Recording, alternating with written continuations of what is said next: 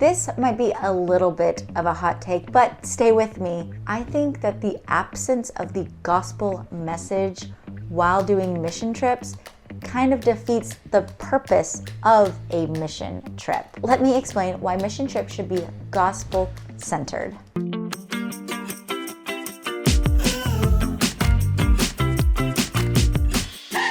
Hello there, hi, my name is Amanda. I am a short-term missionary and a mom, and I'm here to help you understand the Great Commission just a little bit better. And one of the ways that we're going to do that is to talk about what a gospel-centered mission trip looks like and why I think that they are important. I do want to start by saying that if there is an organization out there that is doing good for a community, if physical needs are being met, clothing, food, water, shelter, I do believe that those things are important. But ultimately, if you're not sharing Christ with someone, you're really only giving them something that is temporary. And it's important that the mission trips that we are aligning ourselves with are mission trips that give something that is eternal, the hope and promise that is found in Jesus Christ. I believe the mission trips that we need to go on are not a one or an other type of mission trip. They are a both. You do good for the community and you give them Jesus. You can't do one and not do the other.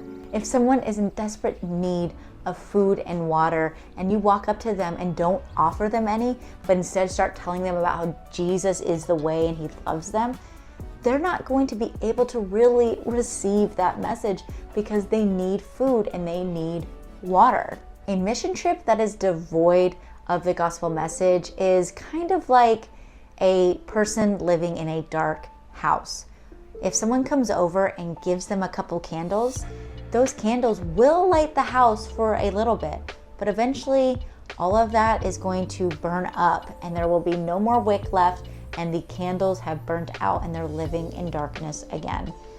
But if you have an eternal flashlight that never needs batteries and never runs out of juice, and you can give that to someone, why would you not want to give that to someone? That's what it's like. When you're giving food, water, and shelter to someone that needs it, those are like the candles in that house. Those are things that they need, and it gives them a little bit of light, a little bit of hope, a little bit of joy, but it ultimately doesn't change their circumstances, because the only thing that can change someone's circumstances is Christ. He is the one that gives us a joy that surpasses understanding and gives us a peace that we don't understand. And while the candles they have will eventually burn out, while the food, water, shelters may eventually fade away, the eternal light from that flashlight, the eternal light of Christ will always remain with them. That's why the gospel message needs to be the center of what we're doing on the mission field, because I don't want to give someone a couple candles that will burn out. I want to give them an eternal flashlight that they can then use to give other people eternal flashlights. That's how we light up the world. That's how we spread the love and light of Christ everywhere we go. Thank you so much for watching this video. This was actually take 2 of filming this video because it's so hard to talk about this while also honoring organizations that don't do the gospel part of the message.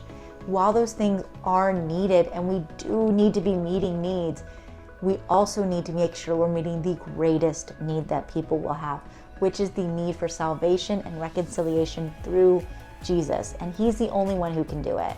I don't want anyone to think that I don't appreciate and love organizations that give the immediate needs and help to those that need it.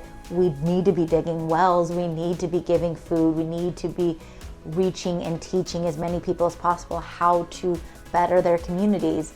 But ultimately, all of that is going to fade away and fail if it's not rooted in Christ.